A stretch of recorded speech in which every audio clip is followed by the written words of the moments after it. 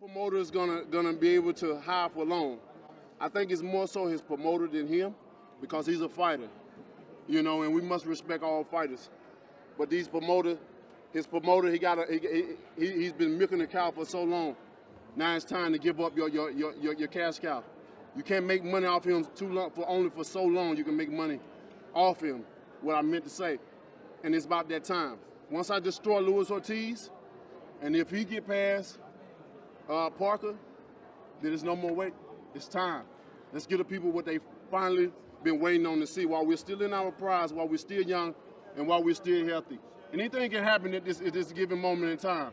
Anything can happen getting in the ring and getting out. Anything can happen to them getting in the ring and getting out. This fight is big right now. There's no more wait. There's no more time to lose. Let's make it happen right now. Why do you think this is his 7th world title defence?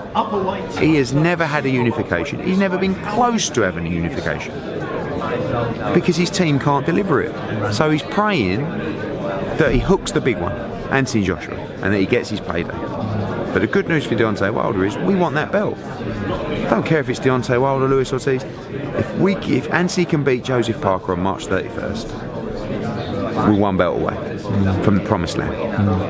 History. And that's what Anthony Joshua wants. So he will fight whoever is the WBC. Joshua is the boss. And we will fight, and he will fight, whoever he wants to fight. He wants to fight Deontay Wilder. So even if I didn't want to fight Deontay Wilder, it's irrelevant. You know, I mean, he talks about milking the cow. It's like he's got a chip on his shoulder because his udders are dry. And there's no milk in Deontay Wilder, because that's the truth. Look at his purses. Now, he needs to get himself a promoter.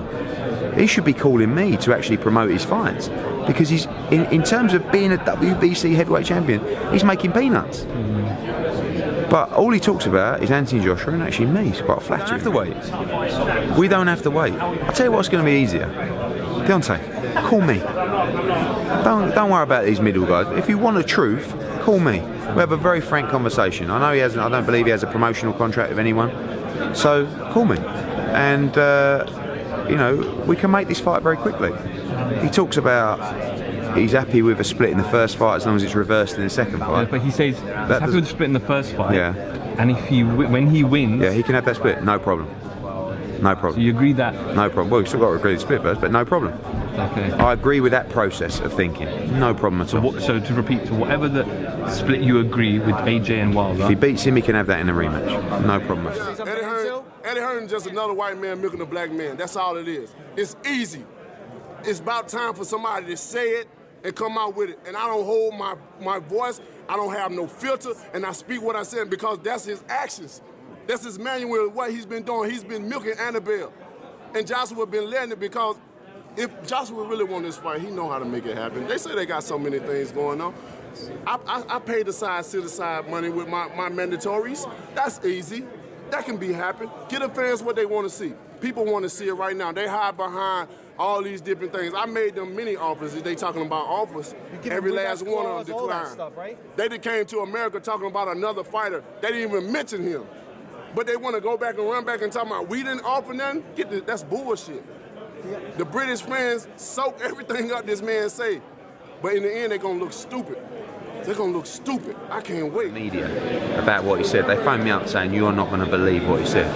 And I'll just say, listen, I'm not commenting on that. I mean, that's well out there. That's crazy stuff. I think Deontay has just lost his mind. I think he's been, I mean, when they say, I'm milking the cow, let me tell you what they're doing to him. Flogging the horse. That's an expression that we use in the UK, isn't it? Because what it is, he's like a puppet. It's like, Deontay, go over there, say that, do that show, travel over there, do that workout. They're like, because he doesn't have a promoter, he's having to do everything himself. Ishay Smith, who I don't know, but commented, he said something like, milking the cow. You know, like, the guy's making like 15 million a fight, and he's being milked. Please milk me. I said to you in my interview yesterday, concentrate on Luis Ortiz.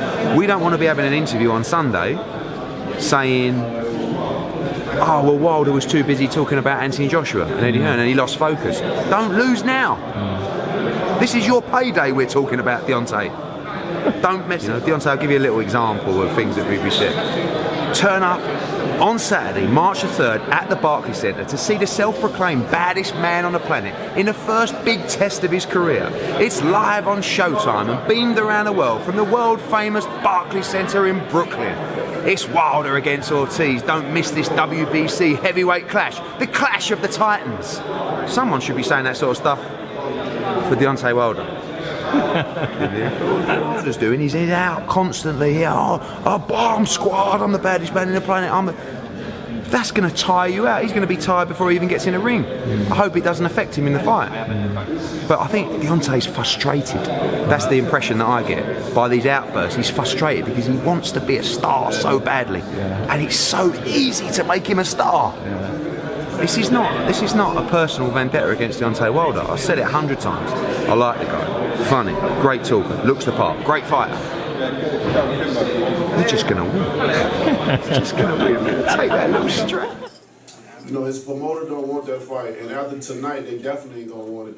But it's gonna be up to you guys. It's gonna be up to the fans. I've done enough. I've spoken enough. I really don't even want to talk about the dude no more because I've said all I had to say.